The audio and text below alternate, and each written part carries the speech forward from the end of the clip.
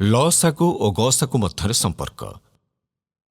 ଯେକୌଣସି ଦୁଇଟି ଧନାତ୍ମକ ରାଶି ଏ ଓ ବିର ଗସାଗୁ ଏ ବି ଇଣ୍ଟୁ ଲସାଗୁ A B is equal to A into ଭି।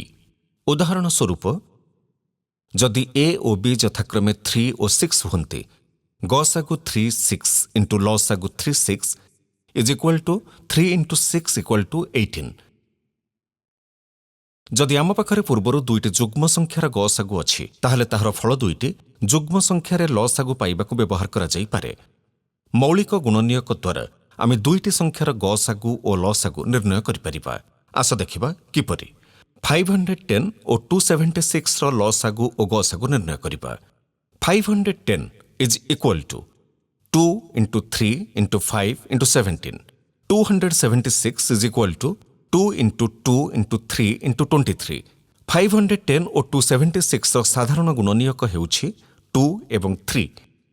ତେଣୁ ଗସାଗୁ 2 ଇଣ୍ଟୁ 3। ଲସାଗୁ ପାଇବା ପାଇଁ ସାଧାରଣ ଉତ୍ପାଦକକୁ ଥରେ ଲେଖାଏଁ ଏବଂ ତାପରେ ଅବଶିଷ୍ଟ ପ୍ରତ୍ୟେକ ସଂଖ୍ୟାରେ ମୌଳିକ ଗୁଣନୀୟକ ଲେଖ। ତାପରେ ଏସବୁକୁ ଗୁଣନ କର। ତୁମକୁ ଦିଆଯାଇଥିବା ସଂଖ୍ୟାର ଲସାଗୁ ମିଳିଯିବ। 510 is equal two 2 into 3 into 5 into 17। 276 is equal two 2 into 2 into 3 into 23।